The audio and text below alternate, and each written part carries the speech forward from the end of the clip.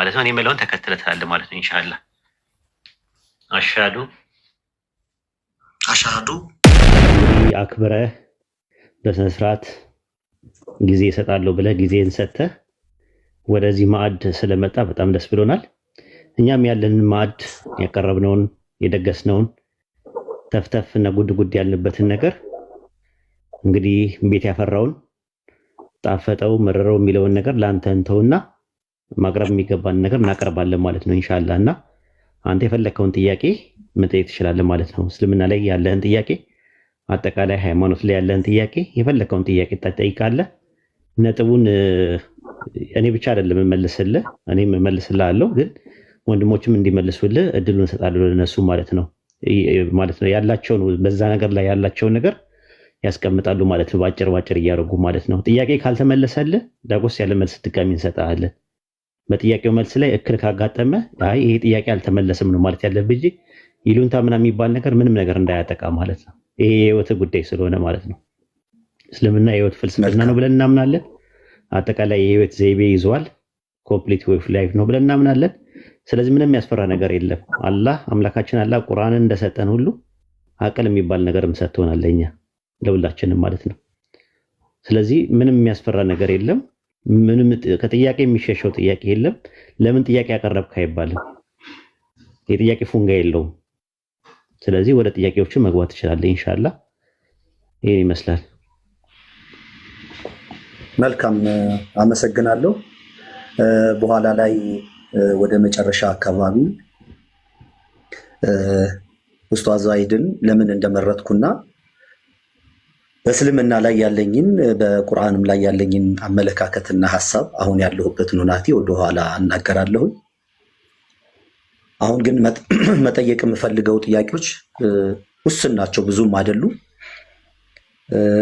በእስልምናና በአይሁድ መካከል ያለው ልዩነት ምንድን ነው? ማንስ ከማን ነው የቀዳው? አብዛኛው በመጽሐፍ ቅዱስና በቁርአን ውስጥ ያሉት ታሪኮች ተመሳሳይነት አላቸው ከስም ለውጥ በስተቀር። ለምሳሌ ዳዊት ዳውድ፣ ሙሴ ሙሳ ከሚባለው በስተቀር አንዳንድ በመጽሐፍም ቅዱስ እና በቁርአን ያሉት ተመሳሳይ ታሪኮች ናቸው። እስልምና ደግሞ ከነቢዩ መሐመድ ውጭ ያሉትን ነቢያቶች አብዛኞቹ ለእስራኤል ነው የመጡት ብሎ ያምናልና እስራኤል ደግሞ እንደ አገር የተቋቋመችው በ1949 ነው። ስለዚህ ወደኋላ 2000 ምናምን ዓመት ታሪክ ያለው ነገር ትናንት ከተመሰረተች ከተማ ጋር እንዴት ሊዋሃድ ቻለ? የመጀመሪያ ጥያቄ ይሄ ነው። ሁለተኛው በክርስትናም ሆነ በእስልምና ክርስትና ያው ልምድ ስለሆነብኝ ነው አይሁድ በሚለው ያስ ክርስትና ከክርስቶስ በኋላም የተመሰረተ ሰዎች የመሰረቱት ቋንቋና ስምም ስለሆነ ብዙ ሳላይ ችግር የለብኝም። በእስልምናና በክርስትና ከአደም ነው ወይም ከአዳም ነው የጀመረው ተብሎ ይታመናል። በእድሜ ደግሞ ምድር ትበልጣለች። እግዚአብሔር ስራ የጀመረው ከአደም እና ወይም ከአዳም ከሆነ የምድርና የአዳም እድሜ ለራሱ ለንጽጽር ትንሽ ከባድ ነው፣ ሩቅን በጣም ስለሆነ። ሌላው የአዳም አፈጣጠርና ኃጢአት ክርስትና የሚለው አለ። እስልምና ምን ብሎ ያምናል? የመጨረሻው ጥያቄ ከነብዩ መሐመድ በፊት እስልምና በምን ነበር የሚተዳደረው? ማንስ ነበር የሚመራው? የት ነበርስ መሰብሰቢያቸው? አጠቃላይ ሁኔታውን ከነብዩ መሐመድ በፊት የነበረውን አንዳንድ ነገር ብታስረዱኝ፣ ከዛ በኋላ ወደ ሌሎች ጥያቄ ሄዳለሁ። አመሰግናለሁ።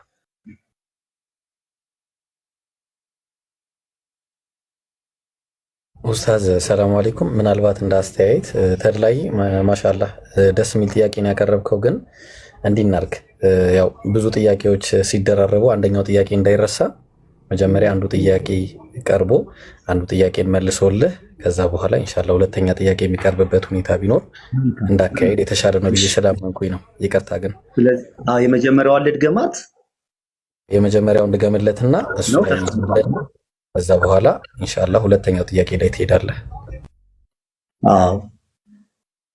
የመጀመሪያው ጥያቄ በእስልምናና በአይሁድ መካከል ያለው ልዩነት ምንድን ነው?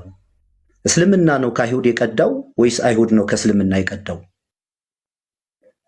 ክርስትና የሚባል አይደለም ጥያቄ። ክርስትና መቼ እንደተመሰረተ ለኡስታዝ ዋሂድ ማስረዳት እንትን ይሄ ለቀባሪው ማርዳት ነው የሚሆነውና እሱ ግልጽ ነው። እኔም እዛ ላይ ጥያቄ ስለሌለብኝ አይሁድ ነው ከእስላም የቀዳው፣ እስላም ነው ከአይሁድ የቀዳው። ሁለተኛ ከነቢዩ መሐመድ በፊት የነበሩት ነቢያቶች እዛው ላይ ነው። አንድ ሙሉ ጥያቄ ስለሆነ ለእስራኤል ነው የመጡት ከእስራኤል ነው የተነሱት ይባላል። እስራኤል ደግሞ በ1949 የተቋቋመችው። ይሄኛው ታሪክ ጋር ከዚህ ያለው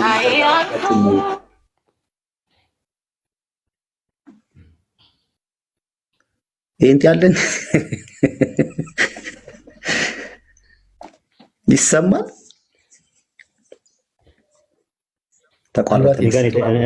እኔ ጋር የተከፈተው አጋጣሚ ምንድን ነው? አካውንቴን በሌላ አካውንት ገብቼ አይሁዶች የተናገሩበትን ለማሰማት ስፈልግ ስክሮል ሲደረግ አጋጣሚ የመጣ ነገር ነው እና አፉ በሉኝ። እና እችኛዋን የመጀመሪያዋን ጥያቄ እችን እና ሃይማኖት ምንድን ነው? ይሄስ እስልምናና አይሁድ መካከል ያለው ልዩነት ምን እንደሆነ፣ በሁለቱ ሃይማኖት መካከል ማን ከማን ነው የቀዳው የሚለውን እና ከነቢያቶች ጋር ያለውን ጥያቄ መልሱልኝ። ሁለተኛውን በኋላ ጠይቃለሁ። አይ ቆንጆ ጥያቄ ነው የጠየቀው። በመጀመሪያ ደረጃ ሃይማኖት ማለት ዲን የሚለው የአረብኛው ቃል ዳነ ከሚል ቃል ነው። ፈረደ ወይም ደግሞ መርህ ማለት ነው፣ ወይም ደግሞ ፍርድ ማለት ነው። መርህ ማለት ነው ሲጀምር። ሲምፕሊ ሃይማኖት ማለት ሃይማነ ከሚለው ከአረማይስጥ ቃልና ከግዕዝ ቃል የመጣ ነው። ሃይማኖት የሚለው ቃል ማለት ነው። በእንግሊዝኛም ላይ ሪሊጅን የሚለው ቃል ሪሊጂዮ ከሚለው ከላቲን ቃል የተገኘ ነው። ሪ ማለት አጌን ማለት ነው። ሊጂዮ ማለት ባይንዲንግ ማለት ነው። ጋድና ሂማን ቢንግን ባይንድ የሚያደርግ የመርሁ ሃይማኖት ይባላል ማለት ነው። ሃይማኖት ማለት ድርጅት ማለት አይደለም። ሃይማኖት ማለት ሴክት ማለት አይደለም። ሃይማኖት ማለት ዲኖሚኔሽን ማለት አይደለም። ጎጥ ማለት አይደለም። አንጃ ማለት አይደለም። ሃይማኖት ማለት መርህ ነው። ከፈጣሪ ዘንድ የሚመጣ መርህ ነው። ያንን ነው አዝ ጀነራሊ ክርስቲያኒቲም ላይ አይሁድም ጋር ሂንዱም ቡዲስትም ዞራስተሪያን ጋርም ኢስላምም ጋር ያለው ሃይማኖት የሚለው ነገር እሱ ነው። ራሱ ዳርማ የሚሉት በኡርዱ ማለት ነው። ዳርማ ማለት ሪሊጅን የምንለው ነገር ማለት ነው።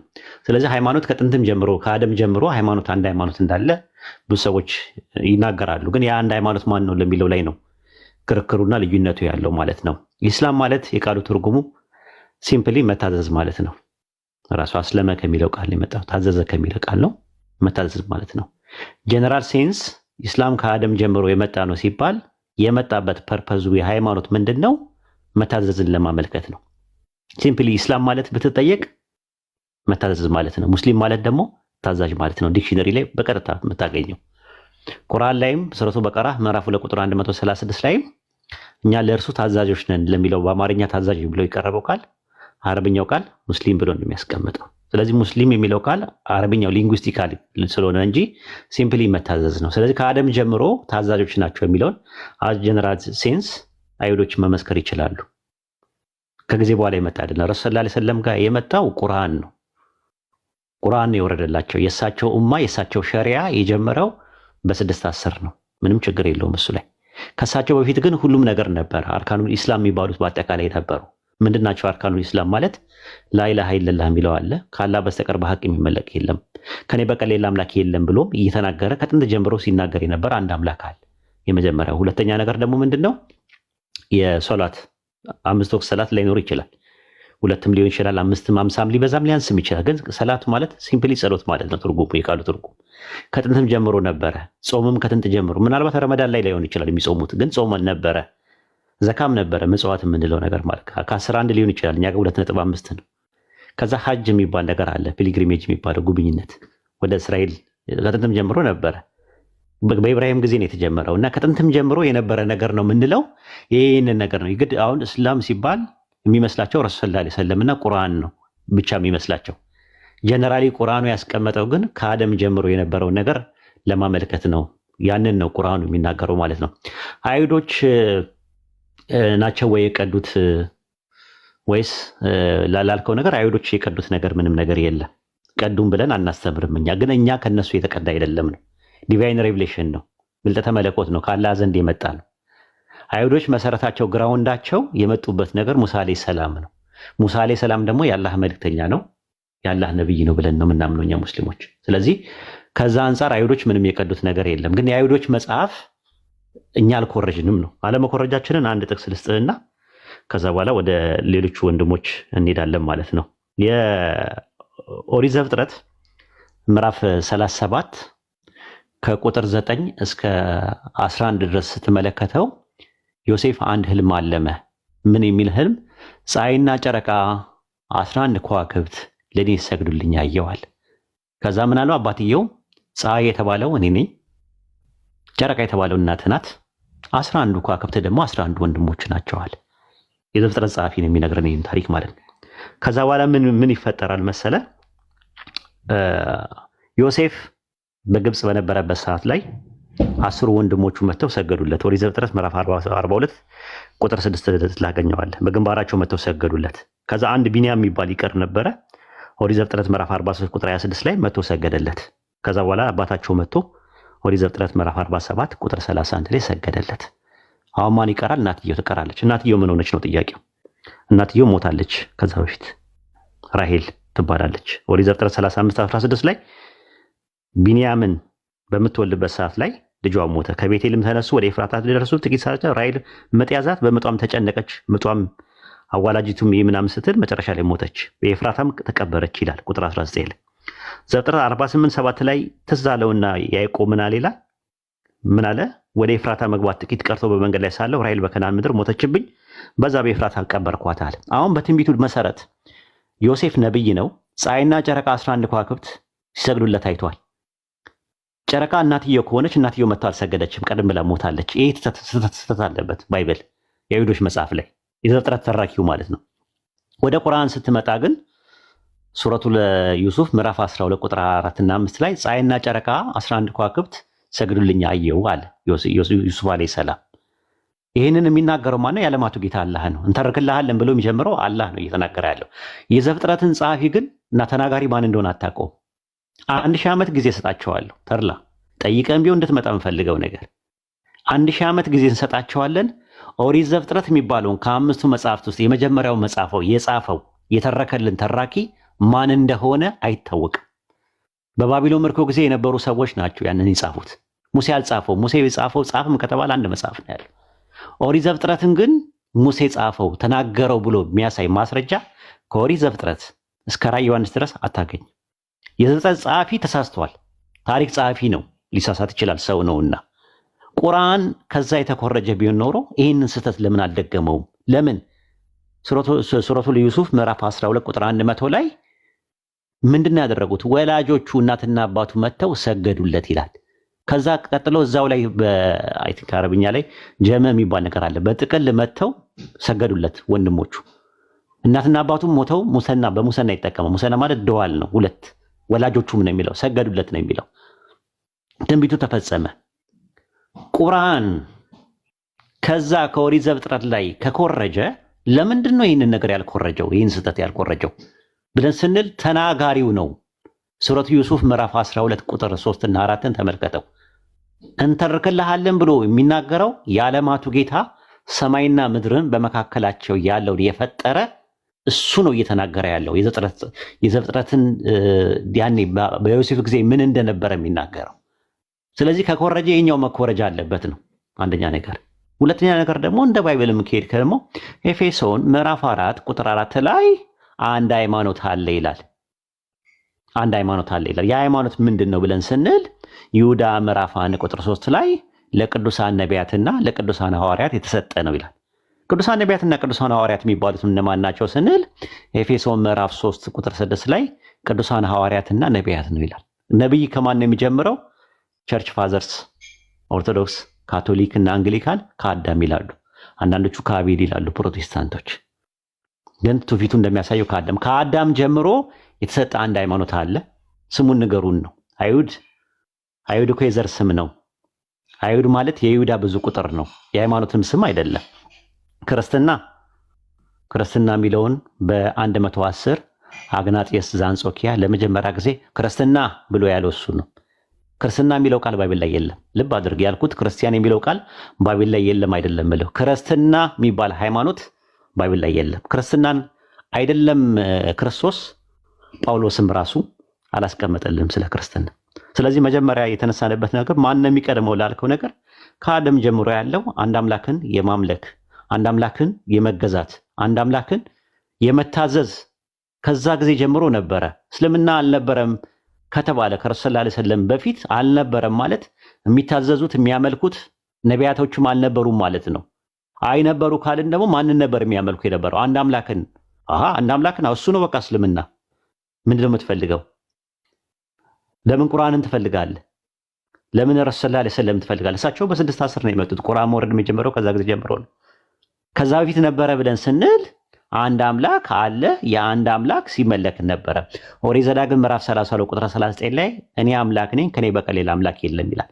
ትንቢተ ኢሳይያስ ምዕራፍ 44 ቁጥር 24፣ ትንቢተ ኢሳይያስ ምዕራፍ 44 ቁጥር 6 ላይ፣ ትንቢተ ኢሳይያስ ምዕራፍ 45 ቁጥር 6 ላይ፣ ትንቢተ ኢሳይያስ ምዕራፍ 45 ቁጥር 22 ላይ፣ ትንቢተ ኢሳይያስ ምዕራፍ 46 ቁጥር 6 ላይ፣ ሆሴዕ 13:6 ላይ፣ ኢዩኤል ምዕራፍ 2 ቁጥር 25 ላይ የመሳሰሉት ላይ there is no God beside me ከኔ በቀር ሌላ አምላክ የለም እያለ የሚናገር አንድ አምላክ አለ። ታዲያ ይሄ አይደል እስልምና እኮ የምንለው ከአንድ ነገር አይ ሊንጉስቲካሊ ነው የምንፈልገው ከተባለ ደግሞ ሊንጉስቲካሊ እስላም የሚለው ቃል ወይም ሙስሊም የሚለው ቃል በዕብራይስጥ ከተፈለገ ደግሞ ማቅረብም እሱንም ይቻላል እየገለጥን ማለት ነው። እሱ አይደለም አሁን ጊዜ ለመቆጠብ ያክል ነውና አይ ቲንክ ወንድሞች ይጨምሩልሃል። እኔ እንዳጠቃላይ ነው የነገርኩ። ወንድሞች የተወሰነ ይሄዱበትና ከዛ በኋላ በጥያቄው መልስ ላይ ያው ዳጎስ ማነው እክል ካጋጠመ ንገረን፣ እንደዚህ አልተመለሰም ብለህ ማለት ትችላለህ ማለት ነው። ለወንድሞች ከይቅርታ ጋር አሁን አብዛኞቹ የጠቀስካቸው የብሉይ ኪዳን ጥቅሶች የአይሁድ መመሪያዎች ናቸው። እነዛን ነገር አክሴፕት ታደርጋላችሁ ማለት ነው ዋሂድ? እኛ ምናምነው ባይብል አሁን በእስልምና አንድ ሃይማኖት ሲባል ለምሳሌ አሁን እስልምና መስጊድ አለ፣ ሶላት አለ፣ ጾሞች አሉ፣ እነዚህ ዘካ አለ፣ እነዚህ የሚባሉ አንድ 5 እንትኖች አሉ። በክርስትናም ደግሞ በአይሁድ እምነት ደግሞ የራሳቸው መተዳደሪያ አላቸው። አሁን አንተ የጠቀስክልኝ ጥቅሶች ያንን ጽሁፍ የነሱን ጽሁፍ አክሴፕት ታደርጋለህ? ብሉይ ኪዳንን ትቀበለዋለህ? የምንቀበለው ሳይሆን ኖርማሊ ኮቴሽን ነው እያደረግን ያለ ነው። ኮምፓራቲቭ ሪሊጅን ነው። እኛ ከአላህ ዘንድ የተወረዱ መጽሐፍቶች እንዳሉ አላህ በቁርአን ላይ መኑ ብሎ የነገረን አለ። ለምሳሌ ሱረቱ በቀራ ምዕራፍ 2 ቁጥር 136 ላይ ያለው መጽሐፍ እንትን ላይ ምንድን ነው የሚለው? ወደ ኢብራሂም በተወረደው መኑ፣ ወደ ኑህ አለይሂ ሰላም በተወረደው መኑ እያናም ሲለን ኑህ አለይሂ ሰላም የሚባል ነብይ እንደነበረና ዲቫይን ሬቪሌሽን ወይም ደግሞ ግልጠተ መለኮት ተገልጦለት እንደነበረ እናምናለን። እኛ ግን የኢብራሂም መጽሐፍ በአሁኑ ሰዓት ላይ ኖር ይችላል። አይሁዳውያኖችን ግን የመጽሐፉ ባለቤቶች ይላቸዋል፣ ክርስቲያንና አይሁዶቹን። እነሱ ጋር ምን አለ? መጽሐፍ አለ። ያ መጽሐፍ ምንድነው? የተበረዘ መጽሐፍ ነው። ሱረቱል አሊ ኢምራን ምዕራፍ 3 ቁጥር 71 ላይ እናንተ የመጽሐፉ ሰዎች ወይ እውነትን በውሸት ለምን ትቀላቅላላችኋል? የቀላቀሉት ነገር አለ። እኔ ወተት አልቤ ጠረጴዛ ላይ ባስቀምጥ አንተ መተህ ደግሞ ቡና ብትጨምርበት ያ ነገር ምን ይባላል? ማኪያቶ ይባላል። ተበርዟል። መጀመሪያ ያለብኩት ወተት የዝገባ ተብለህ ብትጠየቅ ተበርዟል ነው የምትለው። የማኪያቶም ጣዕም የወተትም ጣዕም የተወሰነ አለው፣ የእንትንም ጣዕም አለው። ስለዚህ ምንድን ነው ያደረገው? ቁርአን ፉርቃን ሆኖ መጣ። ፉርቃን ማለት እውነትን ከሐሰት የሚለየው ማለት ነው። ሱረቱ አሊ ኢምራን ምዕራፍ 3 ቁጥር 1 እና 2 ላይ ብትመለከተው ተውራትና ኢንጅልን ከቁርአን በፊት ለሰዎች መሪ አድርጎ አውርዷልና ካለ በኋላ ፉርቃንንም አውርዷል አለ። ፊልተራውት የምናደርግበት ነው ራሱ እውነትን ከሐሰት ምን ለይበት ነው። ቁርአን እውነትን በሐሰትን ሲቀላቅሉ ምን ነበረ ትምህርቱ የሚለውን ሜን ፖይንቶችን ቁርአን ያስቀምጥልናል። ጥንት የነበሩ ነቢያቶች በመጽሐፋቸው ወርዶ የነበረውን አላህ ምን ተናግሮ እንደነበረ የነገረን ነገር ነው ምናምነው የምንቀበለው። ስለዚህ የመጽሐፉ ሰዎች መሆናቸውንና መጽሐፍ በእጃቸው እንዳለ በእጆቻቸው የጻፉት መጽሐፍ እንዳለና እንደተበረዘ ቁርአን ላይ በሰፊው ይናገራል ራሱ ማለት ነው። ተበርዟል ብለን ነው የምናምነው። አሁን የያዝነው እኔና አንተ የያዝነው ምንድነው? አንተ ከመጣበት ባክግራውንድ ከባይብል ስለመጣ ከባይብል አንጻር ተኮርጇል ወይስ አልተኮረጀውም የሚለውን ነገር ለመያዝ የግድ ተኮርጇል አልተኮረጀም የሚለውን አርጊመንት በትክክል ለማምጣት ከሚለው አንጻር ነው ዘፍጥረትን የጠቀስኩልህ እንጂ ዘፍጥረት መጽሐፍ ጸሐፊውም ተናጋሪውም ማን እንደሆነ አይታወቅም። እነዚህ ፔንታቶች የሚባሉ 5ቱ መጽሐፍቶች በውስጣቸው የኦሪት ወይም የተውራት ቅሪት አለበት ወይ ነው ከሆነ አዎ አለበት፣ እንደዛ ብለን እናምናለን። ሙሉ ለሙሉ ግን ሐሰት መጽሐፍ ነው ብለን አናምንም። ሙሉ ለሙሉ ደግሞ እውነት ነው ብለን አናምንም። የሰው እጅ ገብቶበታል ነው ብለን የምናምነው። አሁን ጥያቄ የመጣው ምንድነው? ማን ከማን ተኮረጀ የሚለው ነው። አይሁድ ነው ከእስልምና የኮረጀው፣ እስልምና ነው ከአይሁድ ለሚለው ነው መልስ የሰጠሁት እንጂ ዲቴል ከፈለክ እያንዳንዱ ነገር ላይ መሄድም ይቻላል ማለት ነው። መልካም ቴንክ ዩ። እሺ እሺ እኔ ከዚህ ጨምሩበት ወንድሞችና እሺ እዚሁ ላይ ጨምራሉ። የሚቀጥለውን ጠይቀህ ይጨምሩልህ። የተወሰነ ሄዱበት ሀሳብም ሊኖራቸው ስለሚችል ማፈን እንዳይሆን ትበሉ። ኢብራሂም አወኪ ኢምራን መቀጠል ይችላል። ኡስታዝ አቡ ሆይ እሺ ቢስሚላህ። በጣም የሚገርም ማብራሪያ ነበር ኡስታዝ የሰጠህን። በተለይ ከባክግራውንዱ ተነስቶ አንድ ሃይማኖት የሚለው ምን ለመሆኑ ትልቅ ማስረጃ ነበር። ምናልባት ኡስታዝ ከዚህ በኋላ ለምታወራው ማስረጃ የሚፈልግ ከሆነ አንዳችን በታብሌት መክፈት እንችላለን። እኔ አሁን ልጨምርልህ የፈለግኩት አንድ ነገር ያው በግንዛቤ ደረጃ አላህ አንድ ማሰሪያ አንቀጽ አስቀምጧል ቁርአን ላይ። እሱን ተንተርሰን እስቲ እናጠናዋለን ማለት ነው። አላህ ምን አለ በቁርአን ላይ ሲናገር አንድ 3 ነገሮችን ጠቅስላለሁ። በሱረቱ ሩም ምዕራፍ 30 ቁጥር 30 ላይ እንዲህ ያለ ይናገራል። ፈአቂም ወጅሀከ ሊዲኒ ሐኒፋ ወደ እውነት ተዘንባይ ሆነ ፊትህን ለሃይማኖት ቀጥ አድርግ ይላል። ፊጥረተላሂ ለቲ ፈጠረ ናስ ዐለይሃ ያቺ ሰዎችን ሁሉ በእሷ ላይ የፈጠረባትን ሃይማኖት ያዟት ይላል። ላ ተብዲለ ሊኸልቂላህ ይላል። ለአላህም ሃይማኖት ማን ነው ፍጥረት ልዋጭ የለውም ይላል። እዚህ ذلك الدين القيم ولكن اكثر الناس لا يعلمون እያለ ይሄ እውነተኛውና ቀጥተኛው ጎዳና ነው ይላል።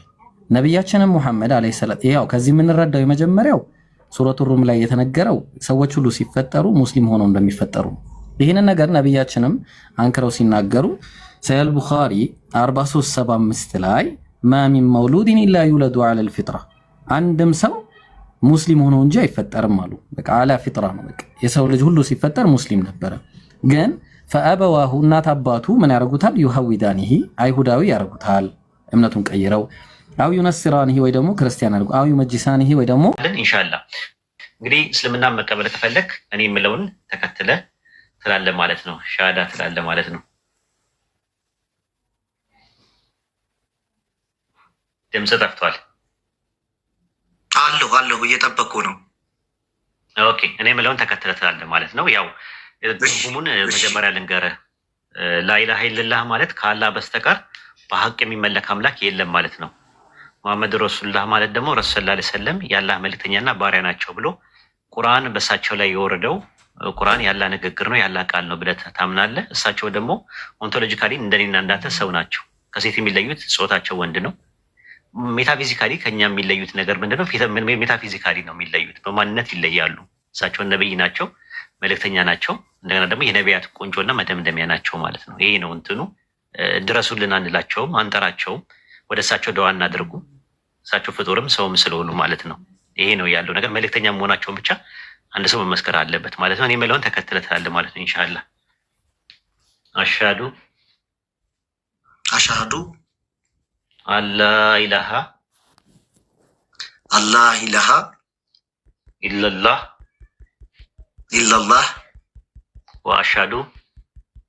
ወአሽሀዱ አነ ሙሐመደን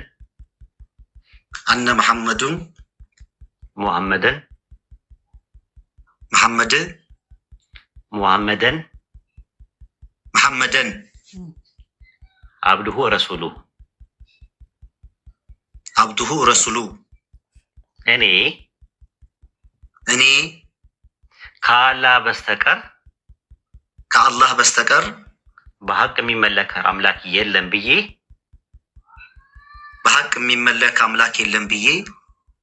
በልቤ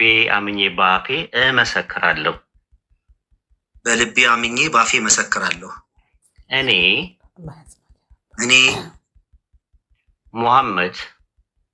ሙሐመድ የአላህ ባሪያና መልእክተኛ መሆኑን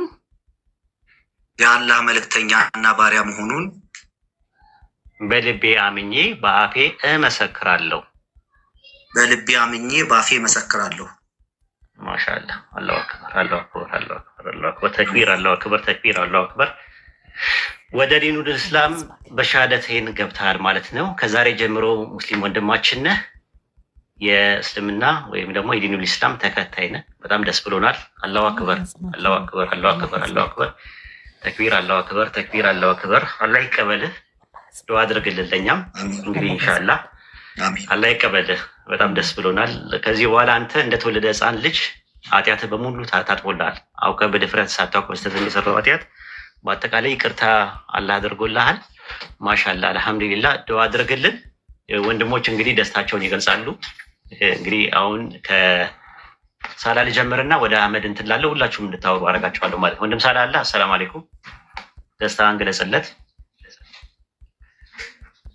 ወአለይኩም ሰላም ወራህመቱላህ። እሺ ሁላችሁንም ሰላም ብያለሁ። ወንድም ተድላ እንኳን አላህ ሱብሓነሁ ወተዓላ ወደ ተፈጠርክበት ወደ ዲን አልኢስላም አመጣ። ለአንተ በጣም ደስ ብሎናል። አላህ ሱብሓነሁ ወተዓላ ጽናቱን ብርታቱን ይስጥ እና ያው ብዙ ምለው ነገር የለም። በጣም ደስ ብሎኛል። እንግዲህ አላህ ያጽና።